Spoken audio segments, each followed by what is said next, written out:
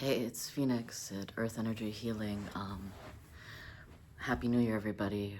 First, I just wanted to kind of check in and apologize a little bit. I haven't posted in a while. I've been going through some really deep kind of inner child healing stuff, and it's been pretty intense and kind of exhausting. And I needed to take a little time for myself, and I'm trying to come back and start posting again.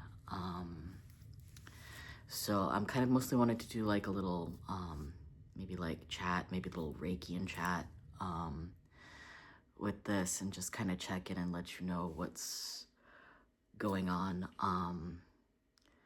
with this channel. What I've been getting from my inner guidance through my kind of personal spiritual practice is that collectively we're going through a really major initiation right now, and this year around a couple different themes, one of them being for lack of a better term, a initiation with trickster energy and the trickster archetype, about coming back into integrity and authenticity and really digging deep within ourselves to what is really true and what is really right for us. And with that, it kind of goes really closely with the other theme, which is an initiation into personal power and personal authority, that you need to be in your truth to be in your power. So those two are going together, because in order to create a more equal and empowered world, we all essentially have to be kind of leaders in our own life, in a way that we're not now. And then beyond that, we're also going through kind of a global, I would say a global healer initiation, a global healer's crisis, like a healer's crisis as a species, a bit, where we're all asked now to become our own healer, the healer in our own life, and healers of our planet, of our community, of our society, of our world.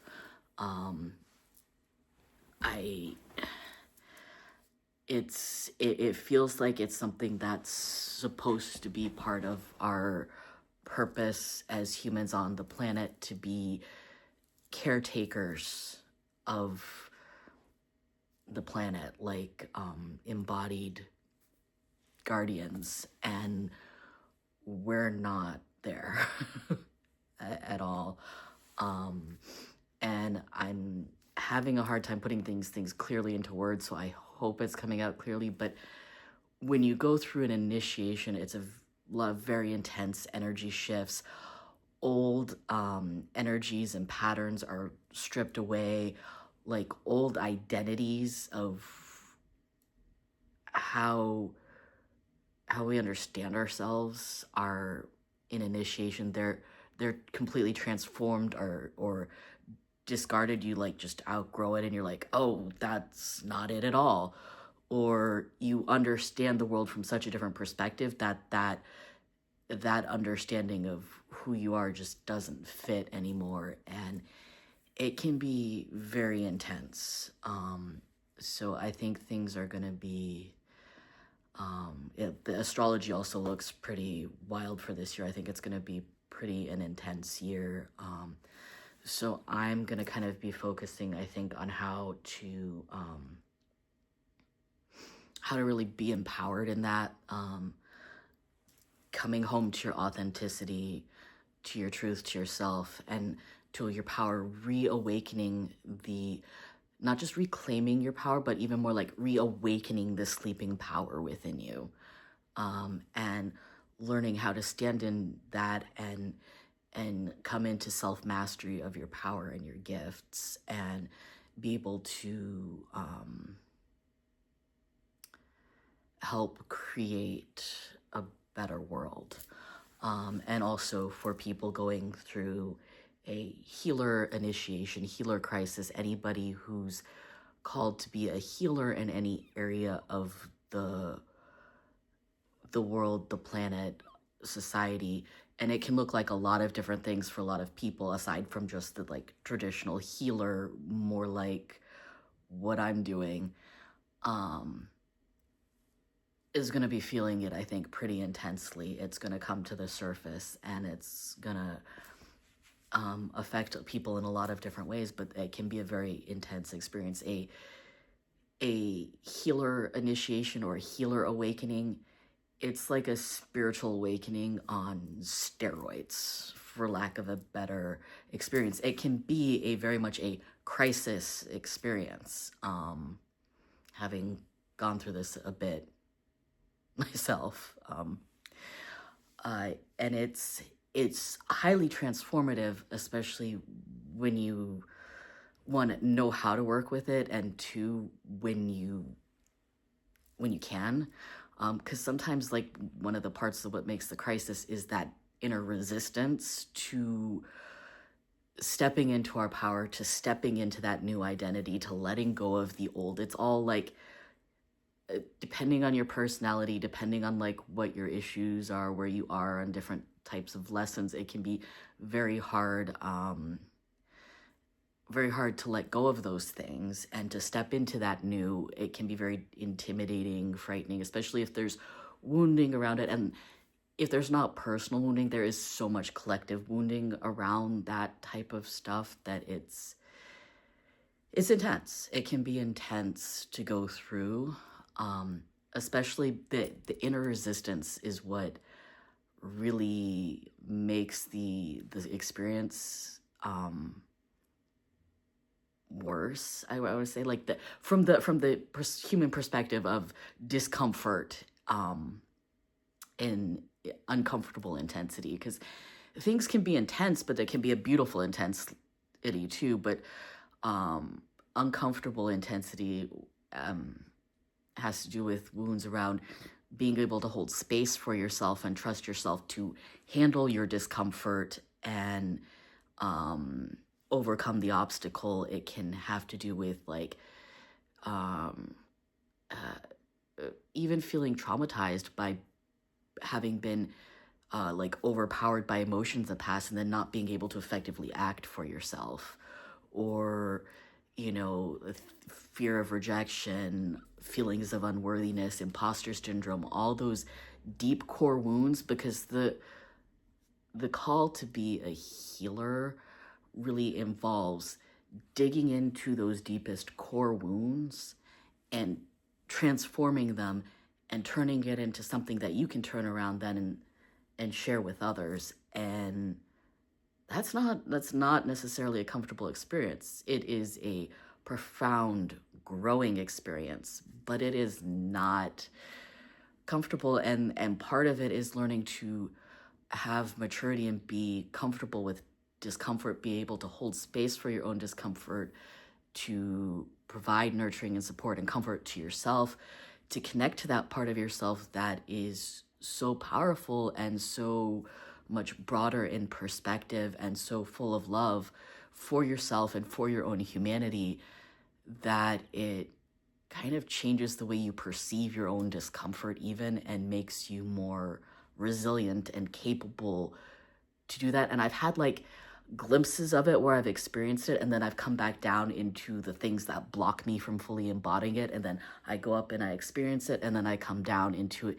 And that's kind of how initiations work. You'll have this like big, like, oh, love and light type of revelation of what could be, and then it takes you down afterwards into what's keeping you from being there, and you kind of go back and forth a bit till you can integrate in and clear the blocks, integrate that energy in, clear the blocks, and transform that into like into a healing power, or into a gift, or into a tool that you can use going forward.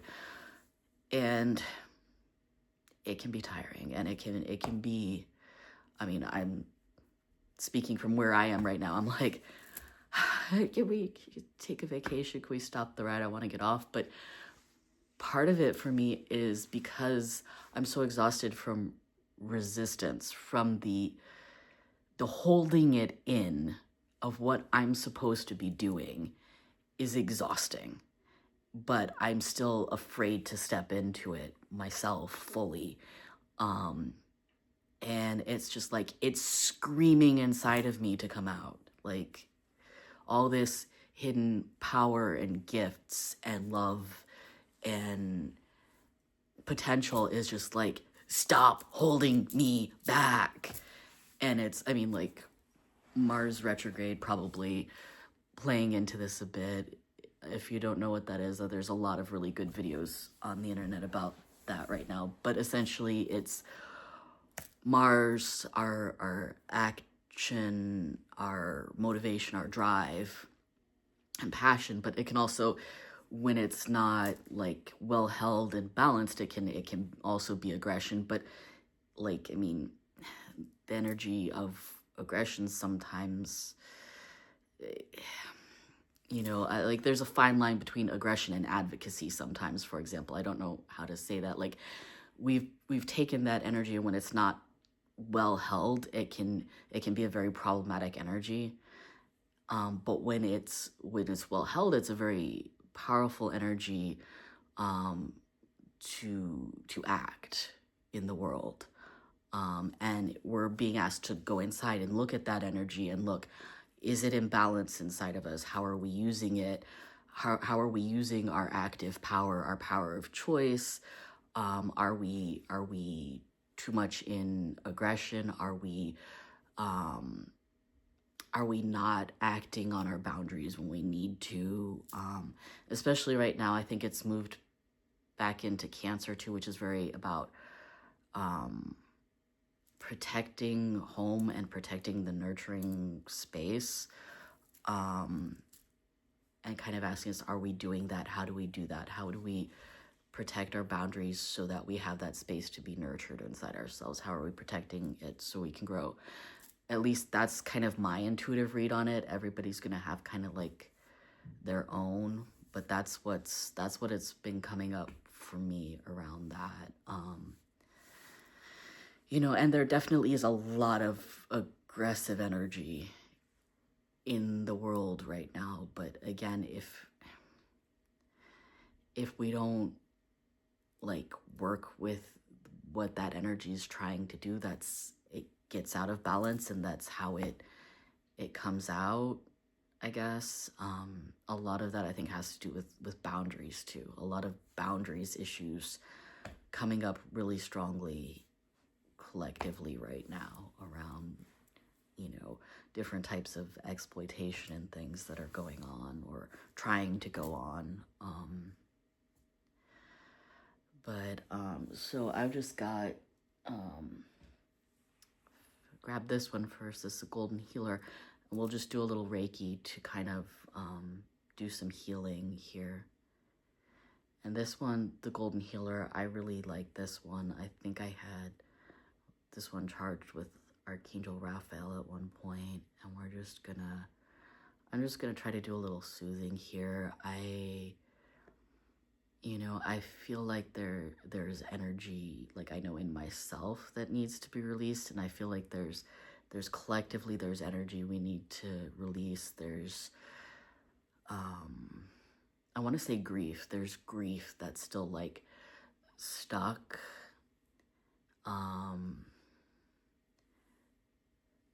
That needs to be let go so that so that we can move forward and take constructive steps towards when something we wanted doesn't manifest, or something we thought we had is lost, or that we did have is lost. It creates this space in our life that we then have to take the time to heal and release that, but then we have to take steps to start creating the new in that space, because something's going to come to fill that space. And when that space is empty, there's an empty space in your life, you want to kind of step into some mindfulness about what do I want in that space, or what do I not want in that space? What do I want to create or co-create with the universe in that part of my life? you know? And I mean, it might be just like, I need to create space for myself for a while before I feel this. And then that's, mindfully setting that boundary and like giving yourself some time. But one of the things, I mean, I've been through some pretty big grievings, and one of the important things for me to help move that energy through my body was making choices to move forward in some way in my life. Not shoving it away and denying it, but like while I'm holding space for that energy, still continuing to be present in the process of life. It like I've been through some pretty heavy losses at times, and one of the things that it can be really tempting to do is just like shut down and completely dissociate from life, and that it can be easy to do. And especially we've got the North Nodes going to be moving into the Pisces and Virgo axis, with the North Node in Pisces. And that can bring us into a lot of spirituality and a lot of compassion. But the shadow side of that is definitely like disassociation and bypass and addiction. And that's not gonna produce good results, especially with the South Node in Virgo. It's going to be asking us to let go of judgment a bit, and let go of having all the details and being in control, I feel like. Because I know my experience with Virgo energy is there could be a little bit of as a desire for excellence can come across as a little bit of perfectionism and wanting control about certain things, wanting it all kind of planned out and structured a little bit. But Pisces is not going to do that. But you're trying to integrate those energies, and what it is you want to be able to take that compassion and that spiritual broader picture and then channel it down into that grounded, structured, kind of planned out, practical, detailed, and excellence of the Virgo kind of energy. It's not about like leaving Virgo behind and moving to Pisces. It's about how to integrate those two, take the gifts of the one, and bring it into the foundation of the other. Yeah, I definitely feel like solar plexus energy. I'm feeling some stuff around the head too. I don't know. I think I'm gonna switch now. I've got this this one is blanking on the name. Bloodstone? Yes, Bloodstone. A little bloodstone dagger. I don't think I'm gonna cut anything. Maybe I like cords. I'm trying to decide if I don't feel like it's quite a cord cutting, but this is also kind of like a sort of truth type thing, because one of Bloodstone's properties is really about like getting into your truth and into your integrity. And I feel like I just kind of like want to smooth some of that energy into you, like around here, like this. I mean, it's not even like I feel like I want to be cutting something away with this. I feel more like I want to like just like activate that for you, like, and I'm using like kind of like I'm going over my head, but I'm trying to like almost as like a proxy for your head, because I'm feeling the energy as if it was through mine. And I'm also really kind of dyslexic about spatial awareness. I have some learning disabilities, and I perceive things interestingly, and trying to like look in the viewfinder of the camera and do this, it's a weird perceptual thing for me, and it does weird things for me, but I feel it like around here a lot. Yeah, there's some there that feels a little better. I don't know. And now I got like all ADD all over the place about the how that works. I'll get better at this as I keep practicing it. That's really, I just need practice. And there's my imposter syndrome and my discomfort. Like when I come out here and I put myself on here, there's a lot of vulnerability because I'm just a little bit different. I've never been able to fit well into the boxes and the molds that, and I've struggled with trying to conform in ways that I'm just not meant to, and it's painful. It's very painful. There's a lot of vulnerability about putting yourself out on the internet, especially because so many people feel like this false sense of disassociation and I would say anonymity. Yeah, my mouth doesn't want to say words right now. Maybe we need to do a little something throat.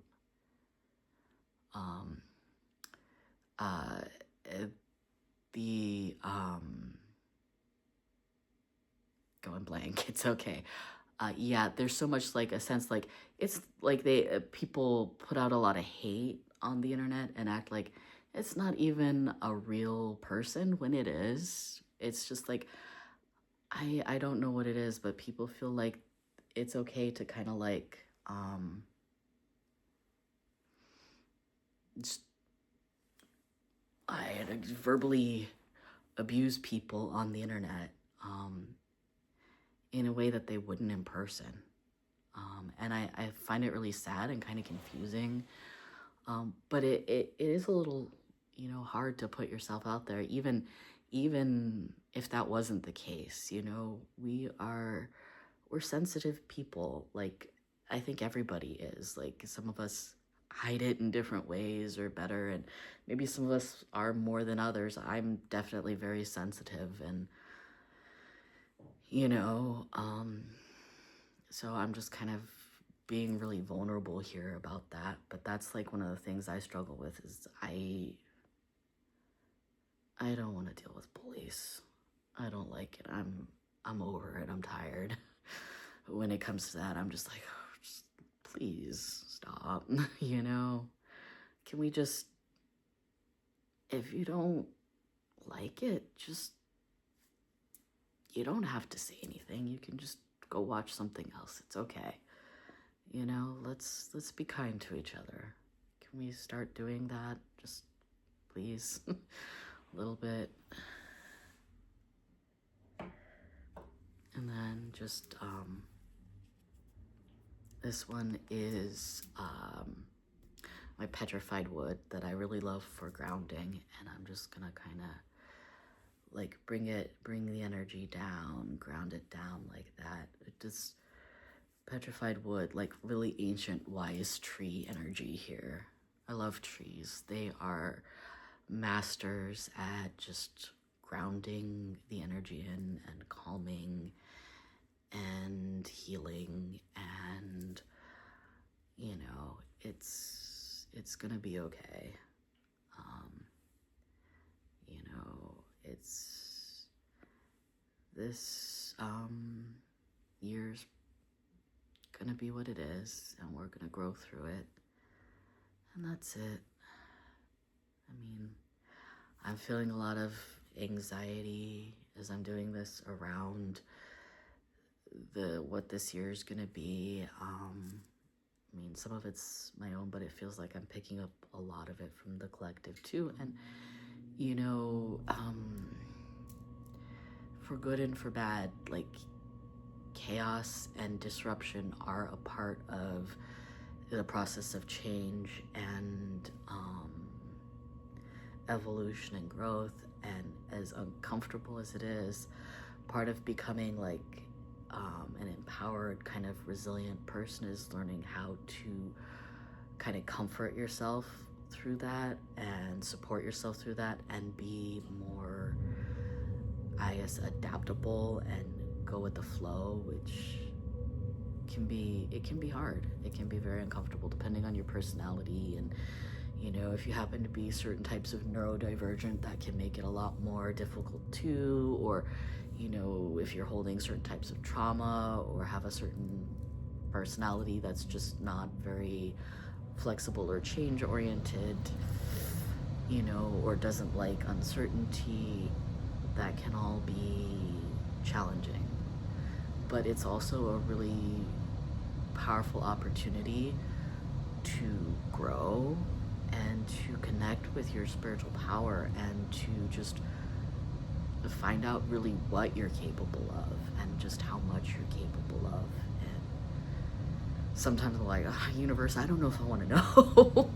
Really. But you know, I mean, that's definitely one of the themes of my life that I'm here to experience, you know, learning to let go, learning to be in greater acceptance, but also learning within that chaos, there's still to find my agency in that chaos, because there's still, you know, even if there's so much that's out of our hands, there is still things that are in like my or your personal control, even if it's just how you react, how you respond, how you choose to support yourself through the experience, how you show up for yourself and for life when life is an SHIT show.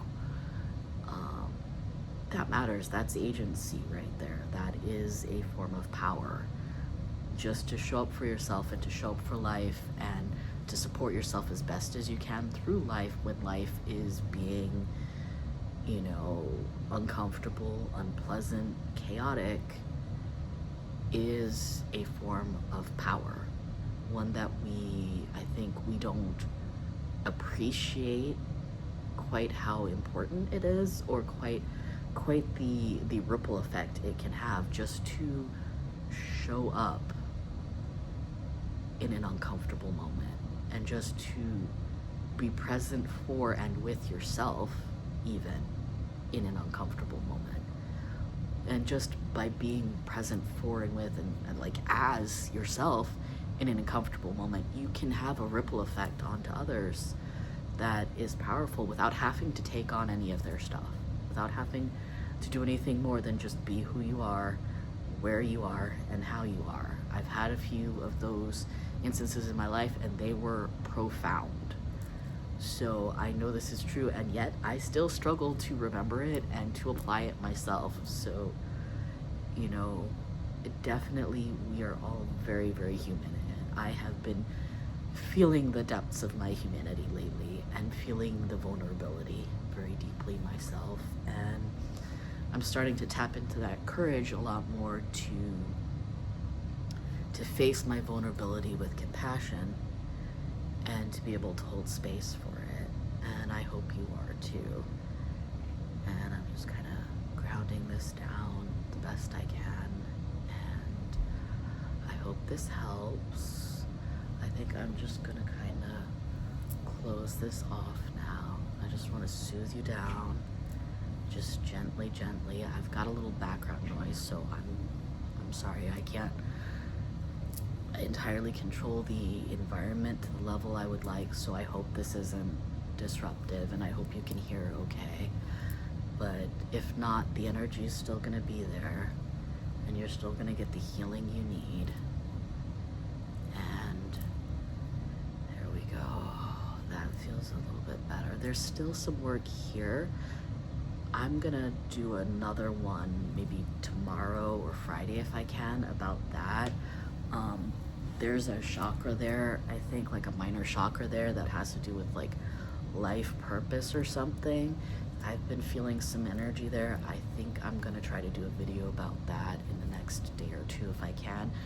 No guarantees, because, you know, it is what it is right now. But I'm gonna do the best I can to get that to you anyway. Thank you for listening. Thank you for showing up. Thank you for chatting with me. I hope this has helped you. If you have any themes or issues that like you would like me to do a video on, please leave a comment. Also, if you would like and subscribe and help my channel grow, I would really appreciate that. Thank you.